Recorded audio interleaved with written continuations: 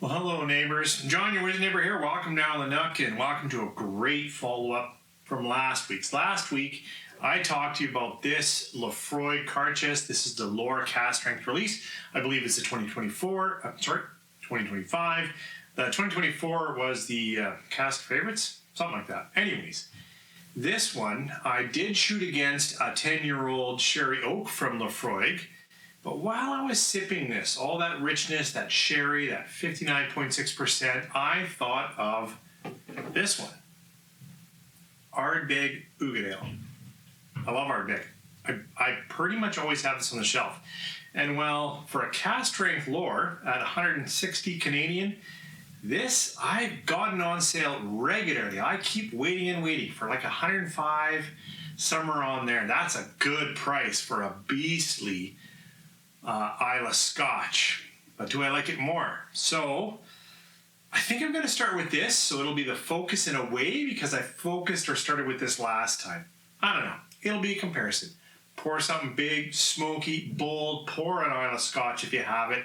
Come on back and we'll talk Ardbeg, Laphroaig, Cask Strength releases. 3, 4.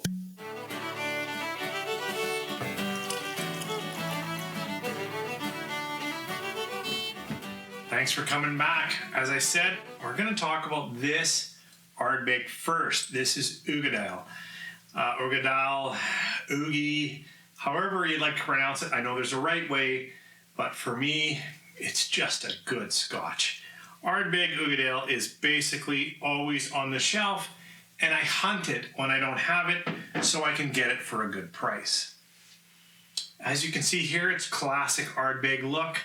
I'll put the percentage down below. I feel like it's 54 point something, but I can't really recall. You know, it's ex-bourbon, it's ex-sherry. It is an on-age stamp, but it does say non-chill filtered. So we know it's got good oils going on. I haven't stripped that out of it. Let's get into the Scotch first. Nose, taste. Let's see if what I say agrees with what you say. We'll give it a go. You know, I poured in this short, and that was like half an hour ago. And I'm shocked. Like, yeah, there are some interesting smokes, almost a bit of brine, little barbecue sauce, those good things you're going to get in an Ardbeg. But it's quite juicy. It's quite sweet and fruity. It's actually reminding me a little bit more about the Laphroaig sherry oak. That sherry oak cask was sweeter than this lore. This here, yeah. Boy, that's good. Man, that's good. You know, I don't always drink peated Scotch. In fact, I haven't been drinking a lot of it lately. But when I do, when I'm in the mood, when it's freezing cold outside, it just hugs and holds you, gets your attention. Let's dig in. Sláinte.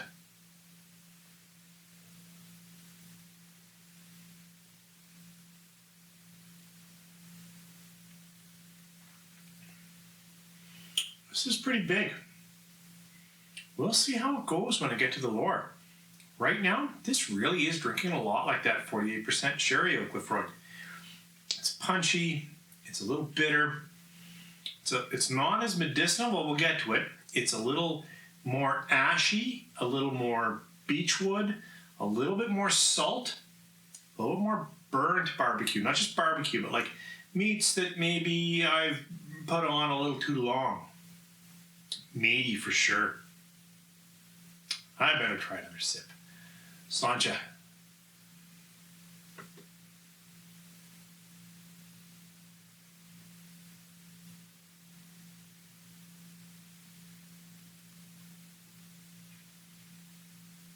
Boy, I do like it. This moment today, it's really beating up my palate. It's just really kind of capturing across the tongue. It's still got that sweetness in the palate. Lots of fruits, a little more ash, a little more older campfire. That is interesting. Well, we'll clear the palate and get out the lore. Okay, we poured out this Càirdeas. It's the 2025 release. It is basically their lore release. Well, it says at Cask Strength. And, the Loire has more casks involved than the Ardbeg Uigeadail. It's got ex-bourbon and ex-sherry, just like this, but it also has quarter casks. So it could have a little more oak, and it is at 59.6%. So definitely, if this is 54, 59, it's going to have, that's enough of a difference that it should definitely play out. Let's try this one on the nose. That's so wild. Shooting scotches in contrast really highlights differences. When I shot this against the sherry oak, it was the less sweet of the two. Right now, it's got some high sweetness, some sugars. This has got a little bit more old ash. This has definitely got more ginger, a little bit of spicing. A little more light oak tannin, like a virgin oak. Maybe that's a quarter cask. Maybe it's a quarter cask or virgin oak. No, I'm not sure. Let's try this one on the palate. Sláinte.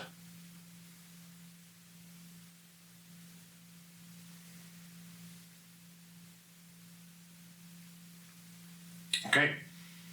This happened to me last week as well. I was shooting against a 48% sherry oak. Now I'm shooting against a 54%. That's a lot closer. I can't explain this. It is creamier, integrated, well built across the palate. It really is such a good scotch in the palate. I'm surprised because I love Uigeadail. I said in the intro or whatever, it's a favorite. It's always around. If I see this at a good price, I have to buy a bottle. James lent me this, but it is so good. It's chewy. It's less abrasive, it's less burnt, it's less ash. Sure, there is a little bit more medicinal, that Laphroaig medicinal, but it is it just feels great across the palate. Let's try another sip. Sláinte.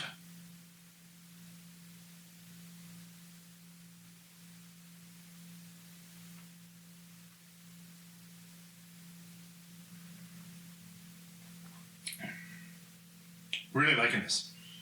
A week apart. Oh, you know what? That was a bit stronger.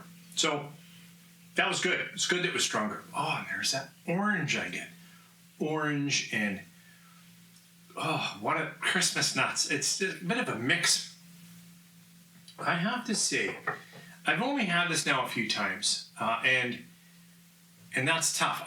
This is probably my fourth bottle of Uigeadail in the last 10 years. So I've had this one a lot more, and it's an absolute favorite. It's a banger. I love it.